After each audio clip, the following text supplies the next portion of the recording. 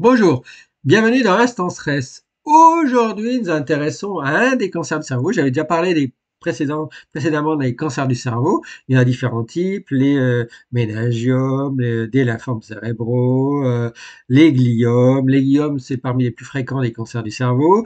Dans les gliomes, vous avez les astrocytomes, c'est parmi les plus fréquents. Et vous avez même à l'intérieur de ça, ce qu'on appelle les glioblastomes, qui sont les très agressifs. Et parmi les plus fréquents, 60% des cancers primaires du cerveau qui démarrent dans le cerveau, à partir du cerveau, ce sont des glioblastomes.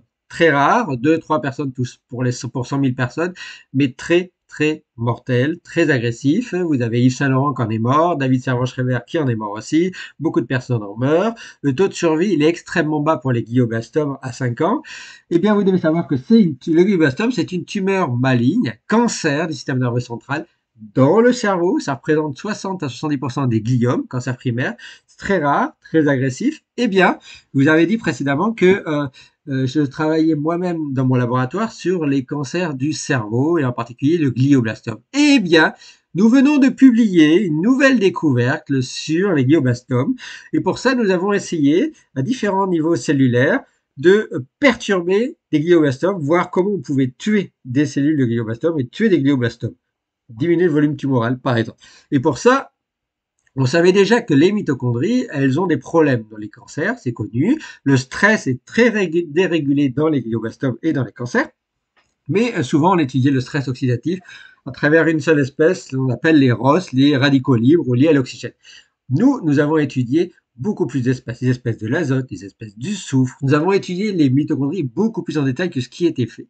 Et ce que nous avons démontré au niveau métabolique, au niveau protéomique, au niveau du stress, c'est qu'en fait, lorsqu'on utilise, et pour ça, on a utilisé un agent redox, et une molécule antioxydante pro-oxydant qui s'appelle le MNTBAP, c'est une porphyrine. Elle est déjà utilisée éventuellement pour traiter potentiellement un jour l'obésité, pour traiter certaines maladies métaboliques. Moi, j'avais déjà publié quand j'étais à l'Institut Pasteur pour traiter du vieillissement accéléré. On l'avait déjà publié et breveté. Et bien là, on l'a testé dans le glioblastome pour voir si les glioblastomes y réagissaient favorablement ou pas. Comment les glioblastomes réagissent si on perturbe leur stress et leur mitochondrie. Et donc pour ça, on a utilisé le fameux MNTBAP. Eh bien, nous avons mis en avant que les glioblastomes se mettent à répondre au MNTBAP en réveillant leurs propres mitochondries qui normalement sont endormies dans les cancers et en activant une protéine, au moins une protéine très importante au cœur de la mitochondrie, au cœur de la production d'énergie qui s'appelle SQOR. Elle a un nom bizarre, elle a un nom barbare, mais cette protéine, elle est extrêmement importante puisqu'elle régule à la fois la production d'énergie dans les mitochondries, c'est très important pour les cancers, elle régule aussi le métabolisme du stress, des stress liés aux radicaux libres, les ROS, et aussi le métabolisme du soufre H2S. Et l'H2S est connu pour avoir des effets anti-cancer. Et donc, nous avons démontré que, par exemple, ce que fait le MNTBAP dans les glioblastomes, c'est ce qu'il fait, il cible directement ou indirectement à faire chuter cette protéine SQOR. Et donc, il perturbe les mitochondries, il perturbe le métabolisme, il perturbe la production d'énergie, il perturbe les voies de mort cellulaire. Et en fait, les voies de mort cellulaire, elles semblent se réveiller, dont en particulier la phéroptose. C'est une des voies royales de mort cellulaire dans les cancers. On essaye de l'activer à fond pour tuer les cellules cancéreuses. C'est lié à des accumulations de fer. Les cellules cancéreuses n'aiment pas du tout cette voie de mort cellulaire.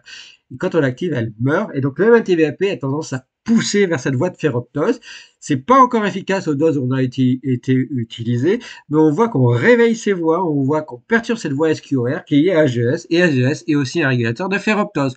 On vient de le publier, ça ouvre de grandes perspectives d'études sur SQOR et le MNTBAP dans les glioblastomes. Et il se trouve que cette année, il y a d'autres études qui viennent de sortir, qui viennent démontrer que cette protéine SQOR est aussi importante pour le cancer du côlon ou d'autres types de cancers, dans le cancer du rein.